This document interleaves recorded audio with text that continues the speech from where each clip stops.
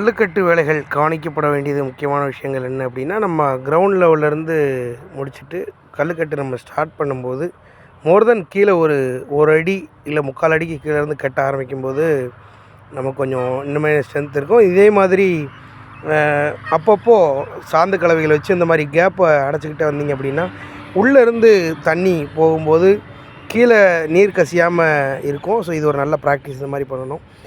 இதை மாதிரி மொத்தத்துக்கே முழுமையாக அந்தந்த இடங்களில் இருக்கக்கூடிய ஓட்டைகளை அப்பப்போ அடைச்சிட்டிங்க அப்படின்னா இன்னுமே உங்களுக்கு கொஞ்சம் ஈஸியாக இருக்கும்.